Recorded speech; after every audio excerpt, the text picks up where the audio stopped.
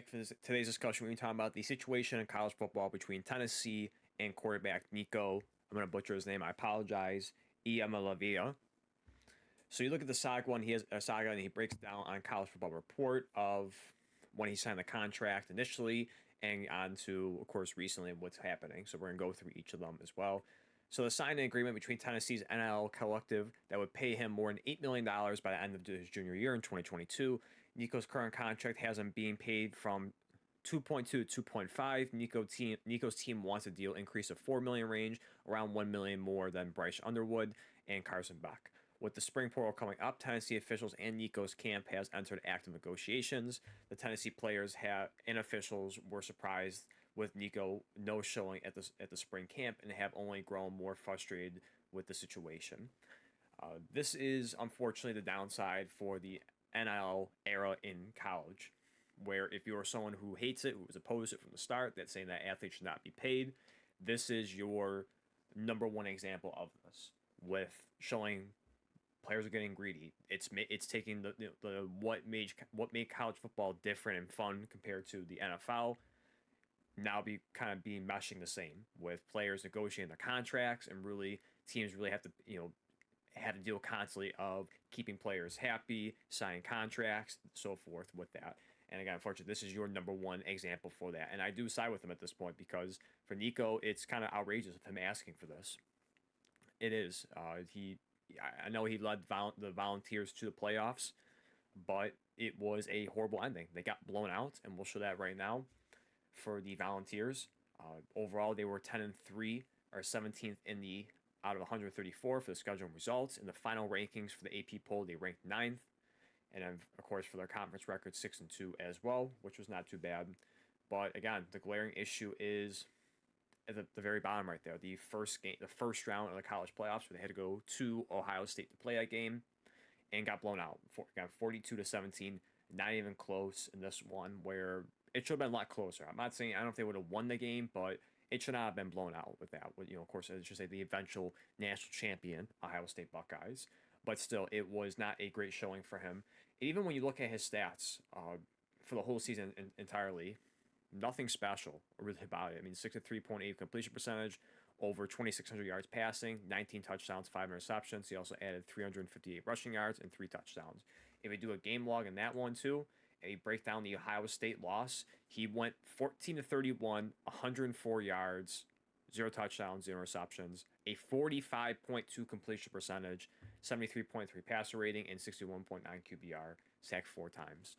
And again, you look at the rest of the season, it was not spectacular. He kind of beat up on average teams at best at the end of the year between UTEP and Vanderbilt. Look at Georgia. Didn't really put up any stats whatsoever and lost that one 31-17, went 20-33, 167, 0 touchdowns, 0 interceptions. You look at Alabama in that game, in the winning effort for that one 24-17, nothing really pops out in that set as well. If you want to throw Oklahoma in there as well, against the number 15th at the time, 25-15, didn't really play too well in that one as well. The best one was even then he had a couple turnovers or a couple interceptions in this one beginning of the year or second game of the year between 24 NC State. 16-23, 211, or NCSU, 16-23, 211, 2 touchdowns, 2 interceptions. So you look at the bulk of his season so far, the 3 best games he had were not against great teams. You have Chattanooga at the beginning of the year, 314, 3 touchdowns, and then when we talk about in the last 2 games leading up to the college playoff game against Ohio State, UTEP, and Vanderbilt. Outside of that, it was okay. Dare I say it was mediocre at best. He had a winning effort, but it's not solely on him. He played okay throughout the whole year. Nothing spectacular whatsoever. And for him to kind of demand a lot more money is ridiculous. And for this one, Nico is playing a very dangerous game for himself. This is not the NFL where he is an elite quarterback where he can dictate where he can go. I guess you can kind of put this similar to the closest one is Lamar Jackson, where yes, he was asking for a lot of money, but you understood why. He was a MVP quarterback. He was one of the best players in the league, and it's very difficult to find a quarterback in the league, an elite quarterback, I should say. College football is not that. For Nico, it's you do realize that Tennessee is a big program. They will not have any issues getting another 5-star quarterback, another top dual threat quarterback in the draft in that class. There's no question about that. It happens constantly. All these top programs constantly keep bringing in 5-star recruits, top quarterbacks in each class. That's nothing different for Tennessee right there. So if it really push comes to shove, it's not going to be the end of the world for Tennessee. Maybe they take a step back if you're not on the team for 2025, but it's not going to be difficult for them to replace you, especially if you look at statistically what you put up. Going back to his total stats here, that's not tough to replicate. 2,600 yards passing, 19 touchdowns, 5 receptions. That's not difficult. They could probably go in the transfer portal and get a quarterback that can put those stats up. They can probably bring in a freshman quarterback to put those stats. A true freshman, first time playing, can come in and probably put those stats up. So for Nico to really have these average stats at best and having a horrible playoff game against Ohio State and saying that I need a pay raise, I need more money, when you haven't shown that in your first year starting, it's crazy. Maybe if you had another season and you took a huge step in your second year, I could somewhat get that, and maybe you have at least a playoff win on your resume. I can understand why asking for more, but you're in no position to ask for this. I'm sorry. And again, for me, I think he's playing a dangerous game. Maybe he is right with Colorado, Ohio State, and Oregon being available, and him being in talks with them. Who knows at this point? The way teams throw money around like that, especially Ohio State and Oregon.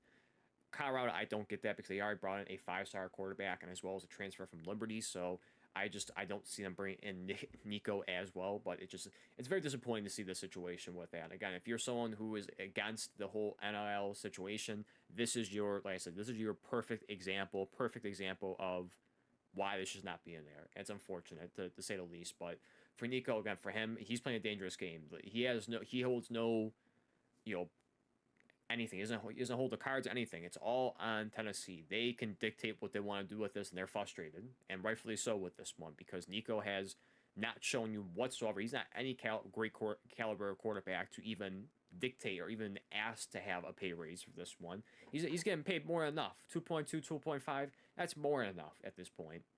But we'll see how the situation plays out. If they find some way to resolve it, if they do give him the $4 million, if he transfers somewhere else and wherever that team may be. So we'll see how this plays out for the rest of the going to early on to spring practice and see how this resolves. Again, if he stays with Tennessee or decides to go elsewhere. With this one, he can't go to the SEC because of I think I was reading real quick because of the rules there, so he can't transfer to another SEC team, which is why the 3 teams that were laid out are not in the SEC. Again, Oregon, Ohio State, and Colorado. So again, we'll see as the months go on if he sticks with Tennessee or he transfers elsewhere.